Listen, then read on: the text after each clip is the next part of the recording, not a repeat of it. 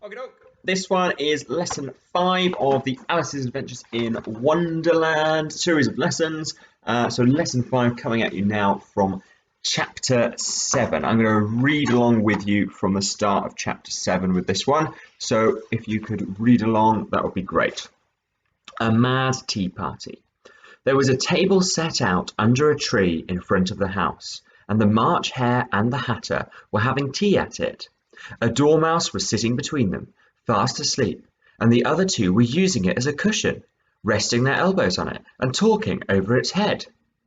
Very uncomfortable for the dormouse, thought Alice, only as it's asleep, suppose it doesn't mind. The table was a large one, but the three were all crowded together at one corner of it.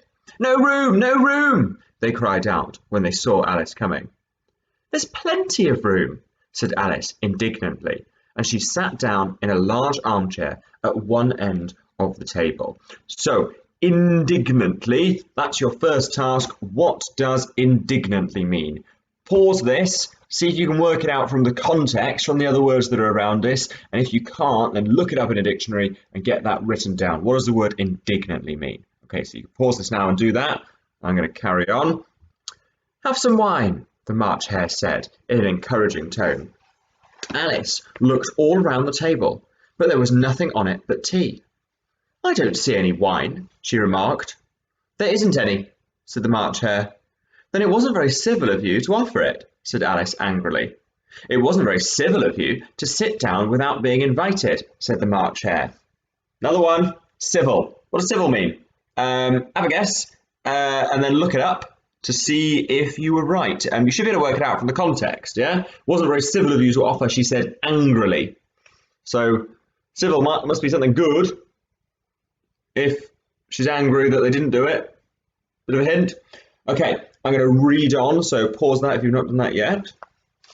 I didn't know it was your table, said Alice. It's laid for a great many more than 3. Your hair wants cutting, said the Hatter. He had been looking at Alice for some time with great curiosity, and this was his first speech. You should learn not to make personal remarks, Alice said with some severity. It's very rude. The Hatter opened his eyes very wide on hearing this, but all he said was, Why is a raven like a writing desk? Come, we shall have some fun now, thought Alice. I'm glad they've begun asking riddles. I believe I can guess that, she added aloud. Do you mean you think you can find out the answer to it? Said the March Hare. Exactly so, said Alice. Then you should say what you mean, the March Hare went on. I do, Alice hastily replied. At least I mean what I say, and that's the same thing, you know. Not the same thing a bit, said the Hatter. Why, you might just as well say that I see what I eat is the same thing as I eat what I see. You might just as well say, added the March Hare, that I like what I get is the same thing as I get what I like. You might just as well say, added the Dormouse, which seemed to be talking in his sleep, that I breathe when I sleep is the same thing as I sleep when I breathe. So in the last lesson we looked at logic, and clearly Lewis Carroll's doing the same thing again here, demonstrating logic to us to disprove Alice's argument that these are the same thing, that meaning what you say is the same thing as saying what you mean. And clearly it can't be because of what the Dormouse has said, because we know that breathing when you sleep is certainly not the same thing as sleeping when you breathe. It is the same thing with you, said the Hatter, and here the conversation dropped, and the party sat silent for a minute, while Alice thought over all she could remember about ravens and writing desks, which wasn't much. The Hatter was the first to break the silence. What day of the month is it? He said, turning to Alice. He had taken his watch out of his pocket and was looking at it uneasily, shaking it every now and then and holding it to his ear. Alice considered a little and then said, The 4th. 2 days wrong, sighed the Hatter. I told you butter would not suit the works, he added, looking angrily at the March Hare. It was the best butter, the March Hare meekly replied. Yes, but some crumbs must have got in as well, the Hatter grumbled. You shouldn't have put it in with the bread knife. The March Hare took the watch and looked at it gloomily. Then he dipped it into his cup of tea and looked at it again. But he could think of nothing better to say than his first remark. It was the best butter, you know. Alice had been looking over his shoulder with some curiosity. What a funny watch, she remarked. It tells the day of the month and doesn't tell what o'clock it is. Why should it? Muttered the Hatter. Does your watch tell you what year it is? Of course not, Alice replied very readily. But that's because it stays the same year for such a long time together. Which is just the case with mine, said the Hatter. Alice felt dreadfully puzzled. The Hatter's remark seemed to have no meaning in it, and yet it was certainly English. I don't quite understand, she said, as politely as she could. The Dormouse is asleep again, said the Hatter, and he poured a little hot tea upon its nose. The Dormouse shook its head impatiently and said, without opening its eyes, Of course, just what I was going to remark myself. Have you guessed the riddle yet? The Hatter said, turning to Alice again. No, I give up, Alice replied. What's the answer? I haven't the slightest idea, said the Hatter. Nor I, said the March Hare. Alice sighed wearily.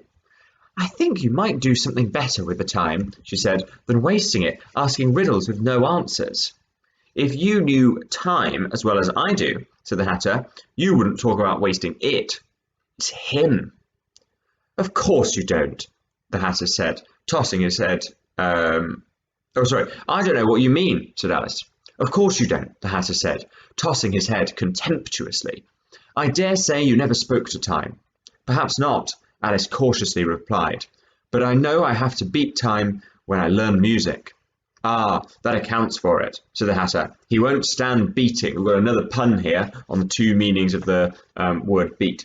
Now, if only you kept on good terms with him, he'd do almost anything you liked with a clock. For instance, suppose it were 9 o'clock in the morning, just time to begin lessons. You'd only have to whisper a hint to time, and round goes the clock in a twinkling. 1:30, time for dinner. I only wish it was, the March Hare said to itself in a whisper. That would be grand, certainly, said Alice thoughtfully. But then I shouldn't be hungry for it, you know. Not at first, perhaps, said the Hatter, but you could keep it to 1:30 as long as you liked. Is that the way you managed? Alice asked.